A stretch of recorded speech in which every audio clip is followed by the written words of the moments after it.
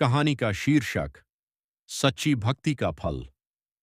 प्राचीन काल की बात है। एक छोटे से गांव में एक युवक जिसका नाम रमेश था रहता था।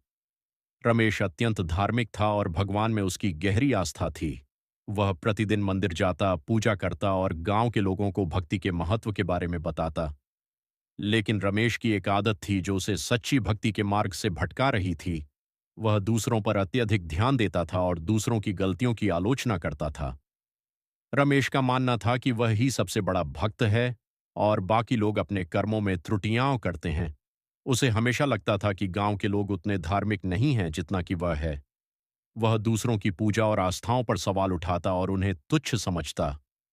इस प्रकार वह अपनी भक्ति में अहंकार का भाव लाने लगा। एक दिन गांव में एक संत का आगमन हुआ। वह संत बहुत ज्ञानी और शांत स्वभाव के थे।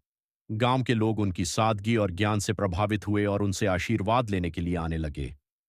रमेश भी संत से मिलने गया, लेकिन उसने संत को देखकर सोचा, यह संत क्या जानता होगा। मैं तो पहले से ही भगवान का इतना बड़ा भक्त हूं। मुझे तो इस संत से कुछ भी सीखने की जरूरत नहीं है। फिर भी दिखावे के लिए रमेश ने संत के सामने नमन किया और पूछा, हे संत महाराज, कृपया मुझे बताइए कि सच्ची भक्ति क्या है। मैंने बहुत पूजा पाठ किया है, फिर भी मुझे भगवान के दर्शन क्यों नहीं होते।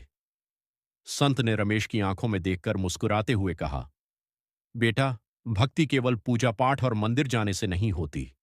भक्ति का असली रूप तब प्रकट होता है जब तुम अपने अहंकार को त्याग कर अपने मन को शुद्ध करके भगवान की सेवा करते हो। रमेश थोड़ा नाराज होकर बोला, लेकिन मैं तो हर रोज पूजा करता हूं, भगवान के नाम का स्मरण करता हूं, फिर भी मुझे भगवान की कृपा क्यों नहीं मिलती।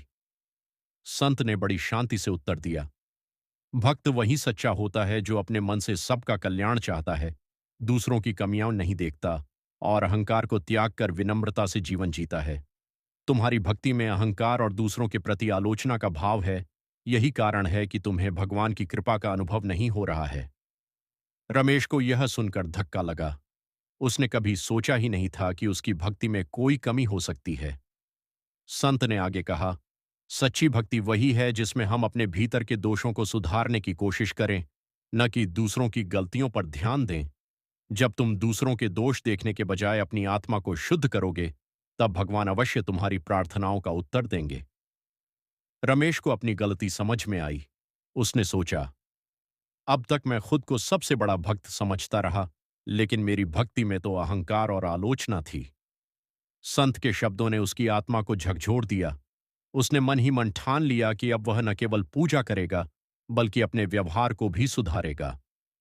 कुछ समय बाद रमेश ने संत के उपदेशों को अपने जीवन में उतारना शुरू किया। उसने दूसरों की गलतियां देखना बंद कर दिया और उनकी अच्छाइयों पर ध्यान देना शुरू किया। वह गांव के लोगों के साथ विनम्रता से पेश आने लगा और उनकी मदद करने लगा। उसकी भक्ति अब केवल मंदिर तक सीमित नहीं रही, बल्कि हर दिन के छोटे छोटे कामों में भी वह भगवान की सेवा करने लगा। धीरे धीरे रमेश की आत्मा में बदलाव आने लगा। अब उसकी पूजा में शांति और समर्पण का भाव था। उसने अपने अहंकार को त्याग दिया और विनम्रता के साथ भगवान की आराधना करने लगा। उसकी सेवा भावना को देखकर गांव के लोग भी उससे प्रेरणा लेने लगे। कुछ समय बाद रमेश को एक रात स्वप्न में भगवान के दर्शन हुए। भगवान ने उसे आशीर्वाद दिया और कहा, रमेश, अब तुमने सच्ची भक्ति का मार्ग पाया है। तुम्हारी विनम्रता और दूसरों के प्रति प्रेम भाव ही तुम्हें मेरे समीप लाया है।